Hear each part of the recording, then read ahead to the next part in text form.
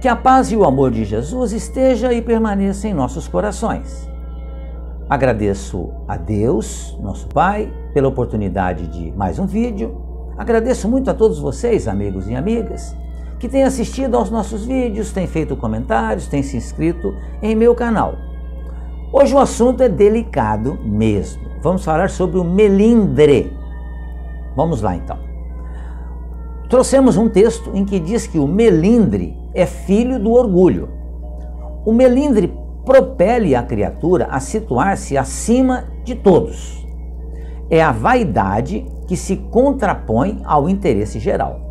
Assim, quando o espírita, especialmente o espírita, se melindra, julga-se mais importante que o próprio espiritismo e pretende-se melhor que a própria tarefa libertadora em que se consola e esclarece. O melindre gera a prevenção negativa, agravando problemas e acentuando dificuldades, ao invés de aboli-las.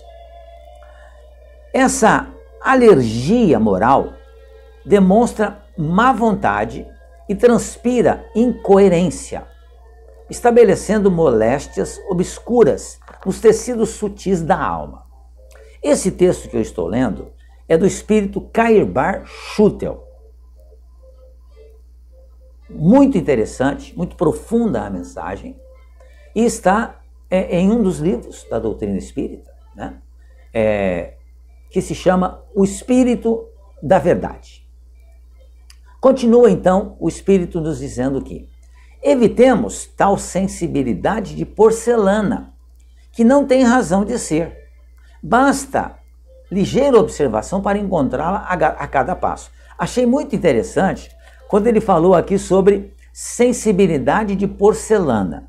Sabemos que a porcelana é extremamente delicada, frágil. E a nossa sensibilidade, né, para que a gente não chame de orgulho, né, de melindre, não pode ser assim tão frágil. Nós temos que saber, em muitas ocasiões, fechar a nossa boca diante de certas circunstâncias. Então ele nos traz alguns exemplos aqui muito interessantes a respeito dessa tal sensibilidade de porcelana. Ele diz assim: é o diretor que tem a sua proposição refugada e se sente desprestigiado, não mais comparecendo às reuniões. É o médium advertido construtivamente pelo condutor da reunião quanto à própria educação mediúnica e que fica ressentido, melindrado e foge das reuniões. É o comentarista, né, ou o orador admoestado fraternalmente para baixar o volume da voz e que se amua na inutilidade, ou seja, nós temos que dar a atenção àquilo que as pessoas falam sobre nós de forma fraterna. Porque quando se fala de forma fraterna, é para o nosso próprio aprendizado. Por isso que costuma-se dizer que o inimigo, na realidade, não é um amigo. Porque o inimigo, ele cutuca as nossas feridas. E quando cutuca as nossas feridas, a gente fica realmente muito melindrado. E uma admoestação fraterna não pode de modo nenhum nos desequilibrar, nos fazer fugir dos nossos trabalhos, das nossas responsabilidades. Ele continua dizendo que é o colaborador do jornal que escreve um artigo, mas vê esse artigo recusado pela redação e que se supõe menosprezado, encerrando atividades na imprensa.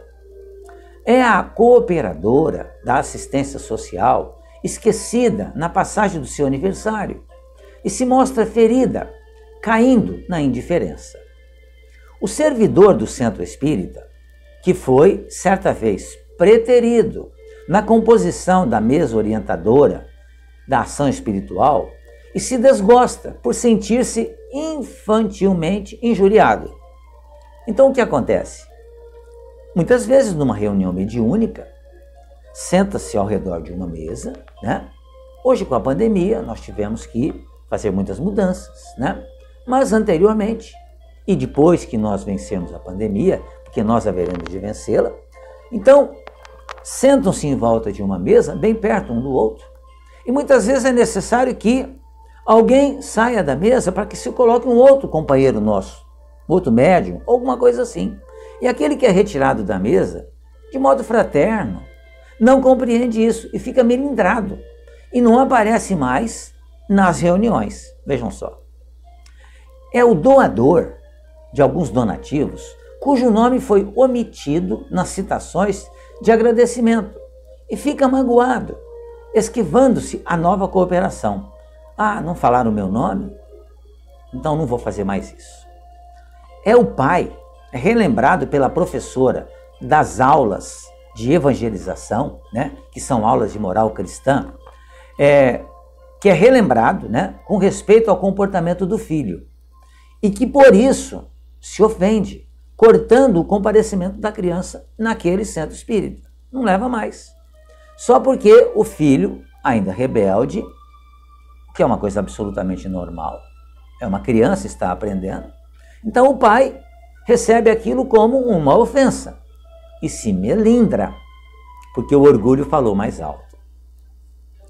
É o jovem, aconselhado pelo irmão mais amadurecido, e que se descontenta, rebelando-se contra o aviso da experiência. Isso é muito comum acontecer, né? É a pessoa que se sente desatendida ao procurar o companheiro de cuja cooperação necessita, nos horários em que este mesmo companheiro, por sua vez, necessita de trabalhar, a fim de prover a própria subsistência. Ou seja, tem hora que não dá para a gente fazer as coisas. Eu gosto, por exemplo, de fazer os meus vídeos em horários em que eu estou mais tranquilo. Gosto de fazer as minhas lives também em horários que sejam os horários compatíveis com a minha disponibilidade. 7h30, 8 horas. Dias desses, um companheiro, querendo gravar um programa, sugeriu que nós fizéssemos a gravação do programa às 22 horas. Eu disse a ele que 22 horas para mim é muito tarde, porque eu já sou idoso, então quero fazer as coisas mais cedo. Ele, de modo nenhum, se melindrou. Falou, não tem nenhum problema, vamos fazer no horário que você tem disposição. Ou seja, precisamos aprender a conversar para que a gente não se melindre com facilidade e que não tenha, né, esse sentimento, então, tão frágil, né, esse sentimento de porcelana que o Karl Schutel nos citou há pouco. Mais ainda, é um amigo que não se viu satisfeito ante a conduta do colega na instituição e deserta revoltado, englobando todos os demais em franca reprovação, incapaz de reconhecer que essa é a hora de auxílio mais amplo. Ou seja, é na hora em que somos chamados é que precisamos dar o testemunho.